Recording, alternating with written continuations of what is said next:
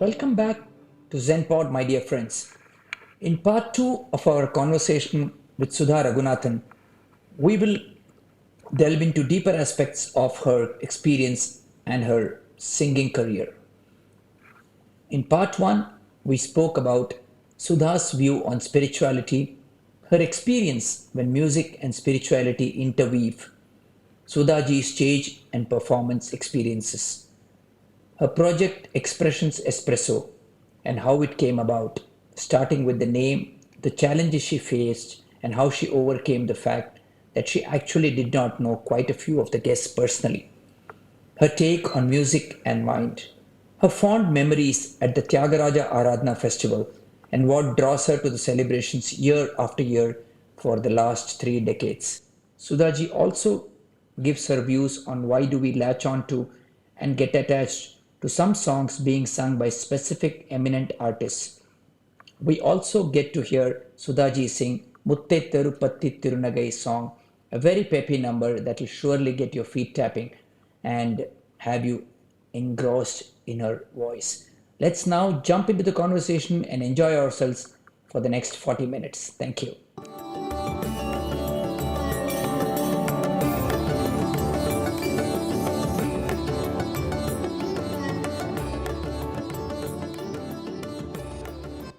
How do you pack so much into a day? Tell us the secret. How much do I pack? I don't know how much I pack. No, no, It no. just happens. How do you pack so much? How do I pack? Yeah, do how so do much. I pack is like how much I pack. You do so much in a day. I can list out 5 things. So, Yeah. Well, I have a habit of writing out what I need to do over a day. oh, nice. Okay. Yeah, every day right from the time that I start with my morning arm swings, again, I have to quote my daughter. She says, how can you even write all these things on your to-do list? To-do list is supposed to have only the important things that you need to do during the day, just to remind yourself. So I said, no, it gives me happiness. It gives me satisfaction when I see all those to-dos ticked. So by the time it's 10 o'clock or 11 o'clock, I would have picked 7 things. Wow. It might be just lunch. It might be just cooking. It might be just meditation. It could be pranayama, whatever it is. I just put down everything that I do during the day. And at the end of it, at 10 o'clock in the night, it's nice to see at least 20 things in your 25 off the list. Ticked. Yes. Yes. There would be things that I fail to do on a particular day. But on some days, I'll have all the to-dos ticked. And I can't tell you, it's inexplicable. That little sense of that childish happiness that you get, it's like getting 100 out of 100 in maths. Amazing.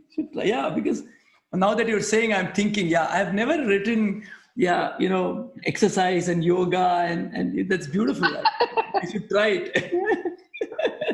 It's true. It's quite amazing. Before we proceed further, I would like to request Sudhaji to sing a beautiful and a peppy number, one of my personal favorites, Mutte Tirupatti Tirunagai for us.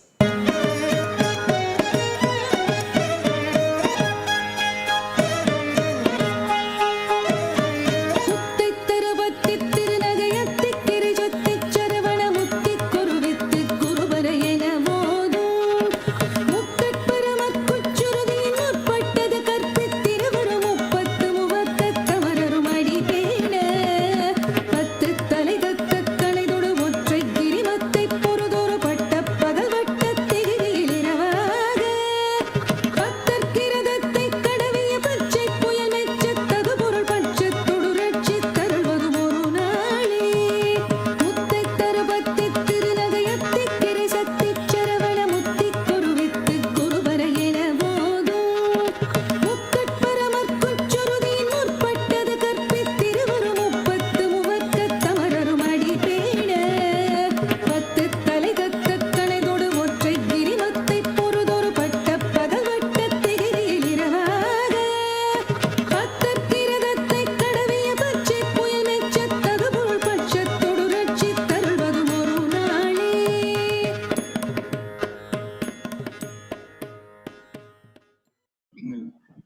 Sudhaji, I want to take you back a little bit. What has been your life-defining moment? It's difficult to say moment because there have been several life-defining moments. Okay. I've stayed in the plural because I believe that every decade has had a life-defining moment. Right. Like when I got married, when I had both the children, when both the children got married, Okay.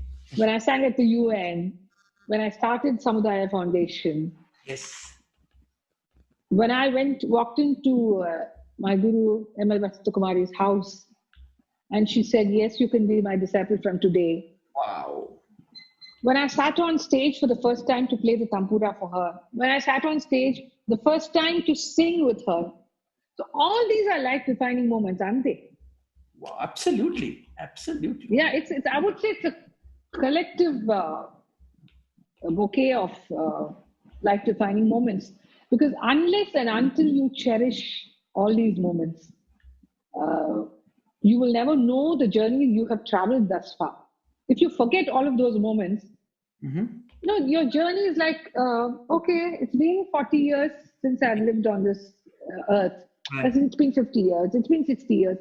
That's not what's important.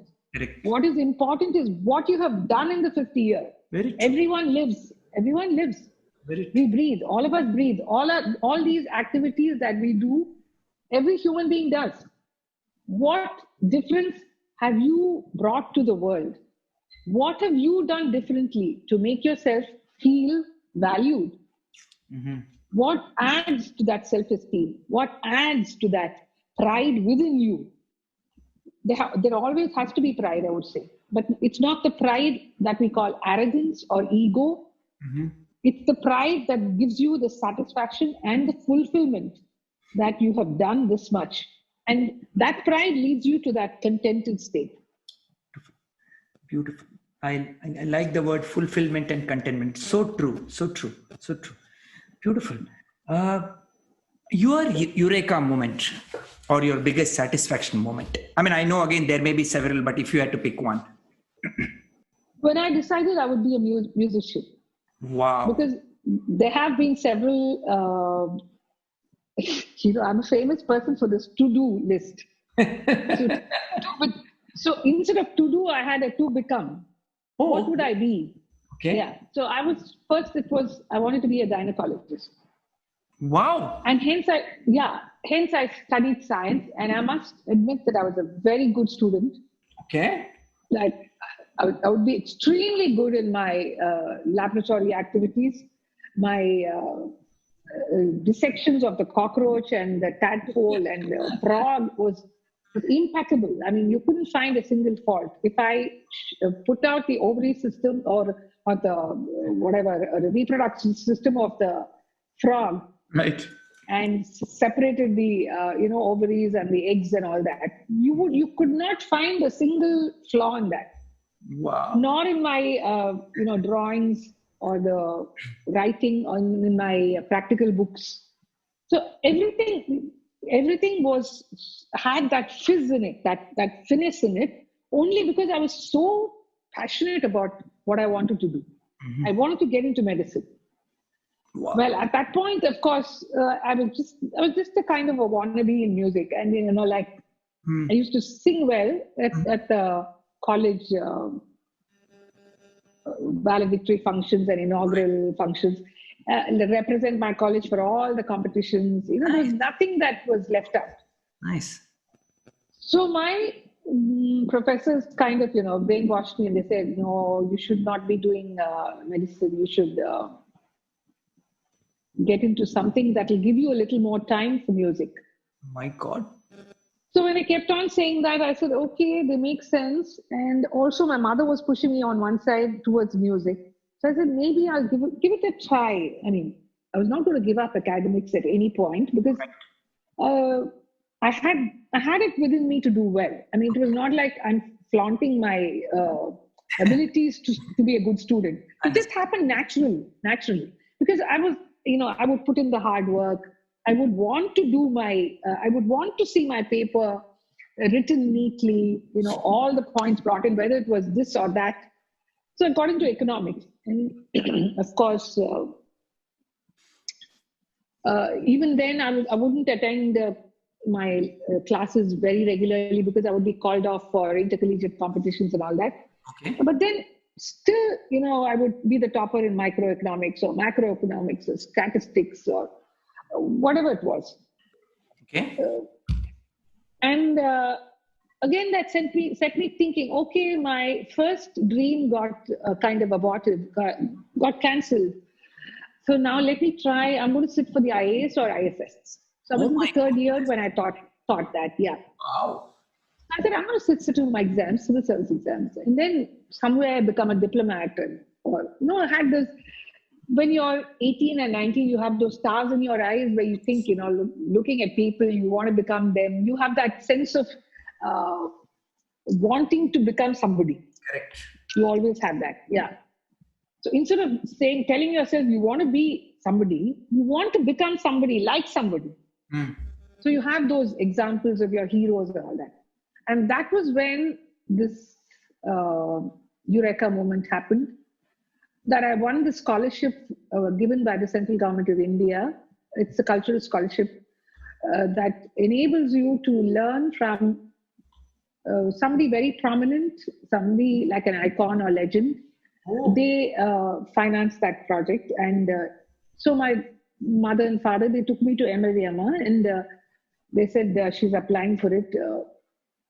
Now I mixed up the pre and the post.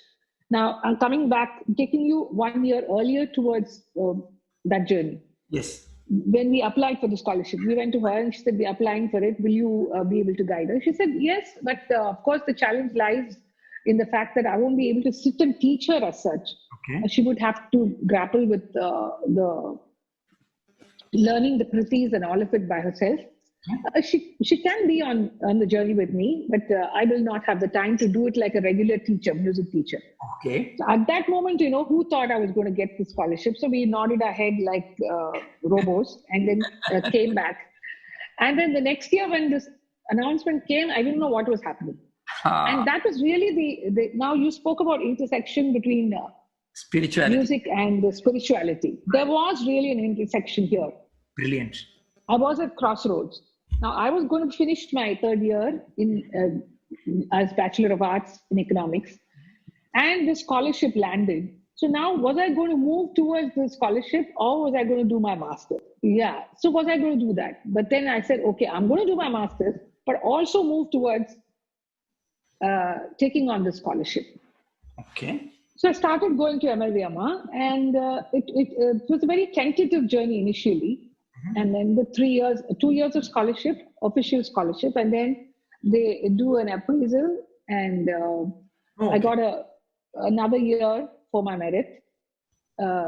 So all in all, it was 3 years. Mm-hmm. And then MLVMA spoke to me and she said, you really have the raw material that is required for a good musician. That's so nice. So, I mean, she didn't say it in such few words. She spoke a lot. And she said, ஒரு நல்ல voice வேணும், your persistence, perseverance, the ability to learn quickly, the ability to have the power, the akarshana shakti over an audience. You might be singing extremely well, might be an extremely flawless musician, but somewhere you will see that the dynamics between the audience and you in the sense an artist doesn't work out somewhere. Oh, okay. But then you have some power because you sing. By then I had started to sing solo concerts to full houses. Oh, wow. At the Music Academy and other December season concerts. So she said, you have all of it. So I think you should think of staying back with me and continuing this journey. And of course, if it doesn't work out for some reason, you always have your economics to go back to. Wow. Yeah. So at the end of it all, to make a long story short, I did finish my master's in economics and then stayed with MLMA for 13 years. Wow. And of course, I think instead of saying Eureka moment, I should say Eureka moments, of course. Yeah. But then I think the Eureka moment was when I received the scholarship for music. So true. So Sudhaji, did the world lose a good gynecologist? a good budding bureaucrat or did they gain a great musician? That's for the world to say. I will pick the third one. Brilliant, brilliant. Thank you. It's all about choices we make, and that's so Yeah. really brilliant. I mean, I would No, think. we've often heard about that, right? Right place, right time, Yeah. right choice. No, that's humble of you, but then I don't think it's right place, right time. I think you also chose to go after it. So your determination, your discipline is one. Yes, that I don't think anything can stop me. I will chase anything to get it done. So some of these celebrities really gave me a run. But then I said, no, I'm getting it. I'm getting it. I'm getting it. I'm getting there. And then it would happen. And I'm already feeling better after hearing you say this because I am a non-entity, right? so, so nice. Sudhaji, I want to talk about your wonderful work for the foundation called Samudaya. Please share more information about this. Because giving back to society is really very close to my heart as well. Because I always believe that some of us, or a lot of us, are so privileged that we should probably find an opportunity to return as much as we can. Yeah, again, it was the giving back moment, like I spoke earlier. Mm-hmm. So I was singing a lot of for a lot of other causes also, like multiple sclerosis, Society of India, or for the purpose of garnering funds for leukemia or spastic society and other causes, very worthy causes. And I realized that somewhere, this itch within oneself, that little itch that you want to create something of your own so that you have the space to take your own decisions, what to offer, where to give, how much to give, all of that. To be unconditional in your giving. So I said, I have to wait for the moment, but this, even as early as 1995, this little thought had sprouted in my mind. Mm-hmm. And then it happened that the Kargil war was being waged, and I was reading about a lot of Jawans and soldiers and martyrs, becoming martyrs, losing their lives, and their families were kind of struggling to find some kind of an answer to how they would live, because they would have left behind 2 small children, or the wife would be widowed, and the central government announced that they were going to contribute towards such families, and they created a Kargil Defense Personnel Relief Fund, and they said that people across the country could contribute towards that. Okay. So then I said, okay, this is the moment. So this was the Eureka moment for Samudaya. Oh, okay. So I said, I spoke to my husband. I said, I want to do this. I want to start a foundation. Mm-hmm. And I feel this is the right time to do it. So he said, no, I don't think you can, because you're so chasing your own concerts and running around, traveling all the while. You will do it for 1 year, and then, you just leave this behind, and it's awkward to begin something and not be able to pursue it to its towards its destination. So I said, no, I think I will be able to hold it parallelly with me on my journey. Wow. So he said, Paniko, he said, he was non-committed. Then I spoke, but I didn't stop there, because as I told you, chasing is a trait that I have been associated with. So I chased. I went to the auditor immediately. I said, I want to get this done in 1 week. So he said, okay, 1 week, you will get 100 G. So then I said, I put out the word that I was going to perform. I was going to do a concert for the Kargil Defense Personnel Relief Fund. And whatever money came, I would give it out I would send it to the center. Lovely. And that was one of the very first times I was talking to my friends about, giving money, donating money. Mm-hmm. And I think because it was the first, I think they were very generous and very reciprocative. All of them gave, and we were able to collect 5 lakhs. And I gave the whole of the 5 lakhs towards the fund. That was the beginning. When we formed the trust, when we formed the Samudaya Foundation, that was the first project. It so happened that subsequently there were a few national calamities, disasters, like the Orissa floods Yeah. and the Gujarat earthquake.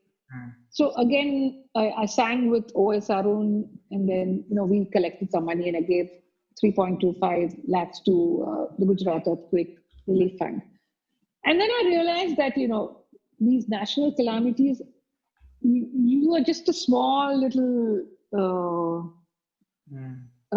little what can I say, a micro contribution in this large fund that we require. So why not I start looking at causes that were within Tamil Nadu, that were in Chennai, that I could address. Nice. Yeah. So then I had this Cancer Institute, ADR, and then we enabled heart surgeries for 100 underprivileged children. Beautiful. We addressed pediatric cancer in 100 children, and then we helped rebuild or renovate the dilapidated building in Clark School for Blind and Deaf. Oh, lovely.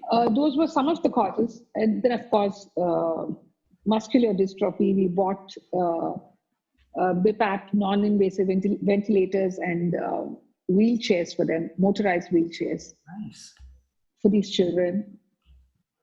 Besides this, of course, we've had major donors for creating a fund for palliative care, cancer patients.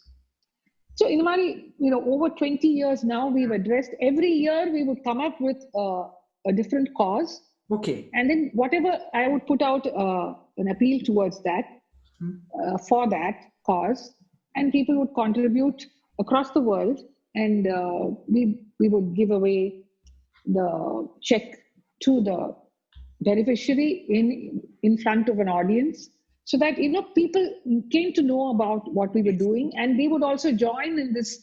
See, giving is a beautiful feeling. It gives you a beautiful, happy feeling. Absolutely. On the days that we had these functions and we gave away checks of 1 crore or 50 lakhs or 30 lakhs, I can't tell you the happiness that we've had as a team. Talking about just so much, all the way smiling and feeling that your life is worth living. You've lived a worthy life. And you're so right, and this has impacted a larger community, and I think that is what our lives are all about, right? It's not about me. Yes. 100 odd kids. Of course, now 100 odd kids is a lot, and we had a get together for all those children who had recovered completely from cancer, and so cute. They would come up with drawings, with me and them standing together or something like that, a painting of a sunset or sunrise, and it said, "We made it specially for you," and so cute. It was very nice. Thank you, Auntie, and all of that. Those are little moments where you feel okay. Whatever all said and done, these are moments that stay back with you for lifetime. Absolutely. And give you that feeling of, okay, I did something right. I did something purposeful, constructive, productive. Now, of course, we have spruced up 3 lakes, 2 in Thiruvayyaru and nice. One in Chidambaram, Thiruvannamalai, with EFI, joining hands with EFI, Environmentalist Foundation of India. Arun Krishnamurthy is at the head of that. So along with him, they have done the groundwork for all of these lakes so that rainwater can be harvested. So we funded them, and then they spruced up the lakes and built the bunds around the lake and created a small island at the center of the lake so that birds and trees could be grown there. Very, very satisfying feeling to see. I visited the lake when I went to Thiruvayyaru last year. It was very, very satisfying feeling to see the villagers, meet the villagers who lived in that particular village, and to see the lake as such. Beautiful. This is so nice. So nice. You're doing so much. I think it's a very satisfying part of the conversation with you. It's really amazing. Sudhaji, if people do want to reach out to help for this cause, is there a website? Is there an email ID they can write to? Would you want to share that? Yeah, I would have to get the email ID right. I'm not so sure about it. I know it's Samudaya, SAMUDH AAYA, Yes, I've written that down. but I'm not sure of the email ID. No problem. We'll have to check that out. You give it Yeah, to me. .org or I will put it in yeah, the text later. Yeah, so they can get it. Yeah. yeah, yeah. Awesome. We'll do that. Yeah. Because sometimes there are a lot of people wanting to help, but they don't know where to go. And Yeah, they don't know where to go. Yeah, right. I've seen that when I've been speaking for causes. Awesome. My next question to you, who has inspired you, Sudhaji? Or who inspires you? Again, I can't just say one person because at different points, for different causes, different people have been instrumental in inspiring. Overall, if I have to say one person who has been there from the beginning up to this point, it's my mother, Oh, lovely. Sudhamini, Lovely. and my guru, M.L. Vasantakumari Amma. Of course, in life as such, on the journey of life, my husband Raghunathan. Sure. My own children have been inspirations at different points. Nice. Yeah, Kaushik and Malvika. And I must say, yeah, my son-in-law and the daughter-in-law, Urmi and Michael, they've also been very supportive of a lot of things that I do, which sometimes get flack from the world. But still, they are very supportive. Yeah. They are very supportive and they say, they empower you. They give you the confidence. They instill the confidence by saying the right words. At that point, I'm not their mother. I become a student. I become a child who listens to somebody who's speaking sense into me. True. Very nice. Very good. That's a And lot. of course, a group of friends that I have who are absolutely my greatest strength. Awesome. Because they never stop to say anything, be it good or positive or negative. If I do something that's not right, which I thought was right and I did it, they would point it out. That's what is real friendship all about. True. Not just saying yes to whatever you do every time. You should have the courage and you should have the freedom. There should not be any inhibition in you trying to tell your friend, what you did was not right. What you spoke was not right. Yeah, very true. Very true. Yeah. About your Guinness Book record, please tell us. Yeah, the Guinness World Records is really actually not my own baby. It is a venture. It is an endeavor where I was also part of it. I must truthfully admit that. It was actually Saxophone Janardhan who had this great idea of creating a Guinness world record for Carnatic music and for Kuchipudi and Bharatanatyam. So it was like, it was a long process because you need to grapple with the detailing and the final aspects of how to get this done, how to execute it, and how it can be brought to a successful closure. Right. So a lot of groundwork was done by him, and we had this happening at the Ramachandra Convention Center in February 2020. Actually, this was supposed to happen on December 29th, 2019. Okay. But at that point of time, there was some political disturbance, and they had prohibited any large gatherings. Oh, okay. So it got shifted to February. And we first had this Carnatic, we had to have the largest group singing for 3 minutes or 7 minutes, 3 songs for so many minutes.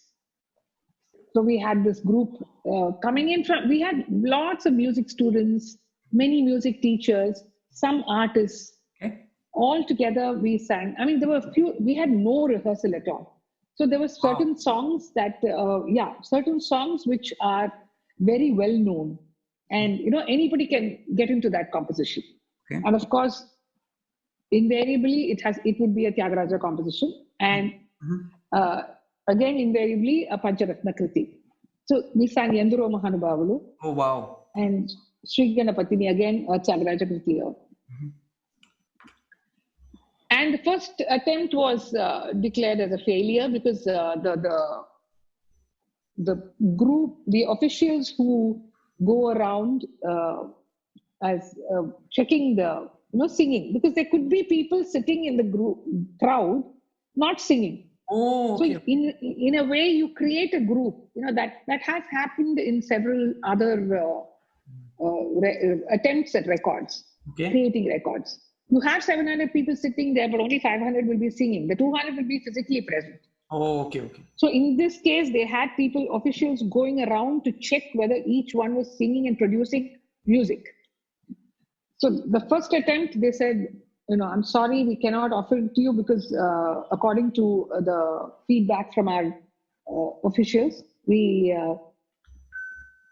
feel that not everybody has participated in it. They say it to you in a very dignified way. Yeah, sure. So then we were so confused. We knew we were in a dilemma. And then Janardhan came up to me and said, Sudhaka, only you can do this. We have to make this happen. Can you talk to the crowd? He said. Oh, So I took up the mic and I spoke to the crowd and I said, because of a few of us who are not participating and singing, we are going to lose the Guinness record. So I would request that those who are not familiar with the Kritis, can you please step out? good idea. And then 50 of them almost stepped out. Wow. Wow. Children, young children and older people, they stepped out. And then I guaranteed you call this Guinness, you call him something. I forget what his name. Forget his name. Okay. They have a name for themselves. So you talk to the admin, the Guinness kind of invigilators. world. Kind of invigilator, but that's not the right word. There's a word for that. So I spoke to him and I said, I guarantee you that now we will make it happen. You can ask your officials to go around and Awesome. Be vigilant about what is happening. And then I spoke to the audience, the participants, and I told them that this is the way we have to sing. This is the number of times that we will repeat each Sangati, and this is how it's going to be. Oh, nice. So it took a lot of effort and conviction, and that, as I told you, I keep chasing things. So I really did that. I said, we are getting it. We have to get it. After all this effort that Janardhan has put in, we have to make it happen.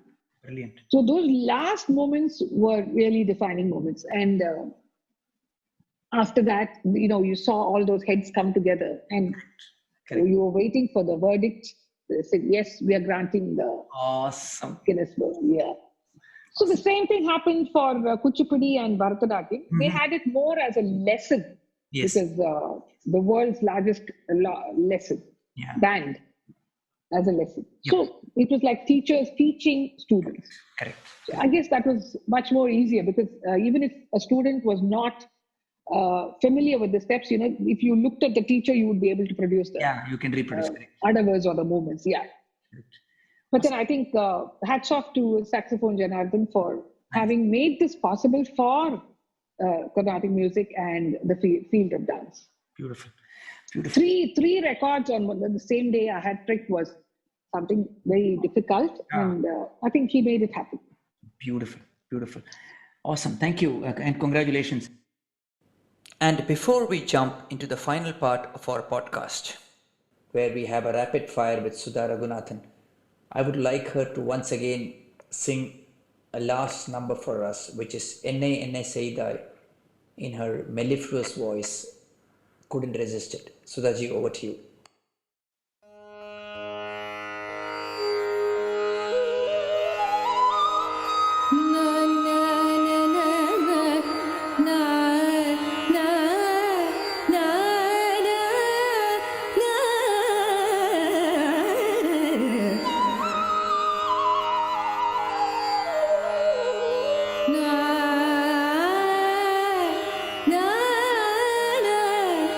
Enne enne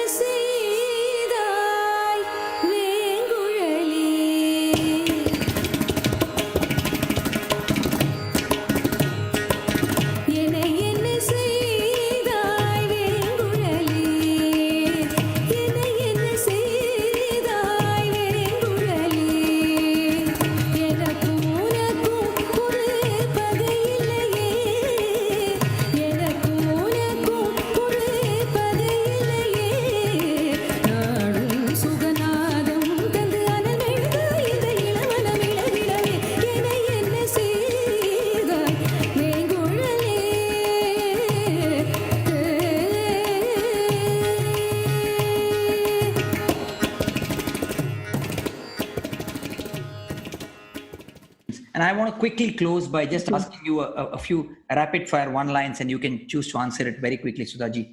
Music is, Yeah. Bliss. wow. A musician is a, Creator. oh, that's nice. Swara is, Magic. awesome. The last one. Sudhaji, you would like to be remembered as? A good person. Wonderful. On that really glorious, humbling note, Sudhaji, I want to thank you very much for agreeing to come. I know you are busy. I know you pack a lot into your day. I really want to thank you. My regards to your family. And I wish you all the very best and more success, if I may say that, in your life. And a lot of power to you for all the good you are doing. Let Samudaya go to great heights. And something you want to say in closing to the listeners and to me? Thank you very much for the very meaningful questions, very different set of questions that you put your mind to ask. It's important because, after you've traveled thus far and you've had umpteen number of interviews, Right. there are certain very monotonous questions that one goes through. Correct. Doesn't inspire you to answer them. You're anyway answering them. Yeah. But then you have to be inspired to bring out the best in you to answer certain questions. So I found some of your questions very challenging, and I thank you for even having thought of them. It requires some kind of a thinking space to come out with such questions, and I think you've really put some thinking in. Thank you. Thank you. So wish you all the best for your future conversations or podcasts, whatever you want to call them. Yes. And let's meet again some other time. Absolutely. Thank you. Let's hope we overcome this pandemic in good health and enjoy. Yeah, definitely. Thank you, Sudhaji, and wish you all the very best. Thank you so much. Thank you. Wish you all the best. Bye-bye. Thank you. Bye.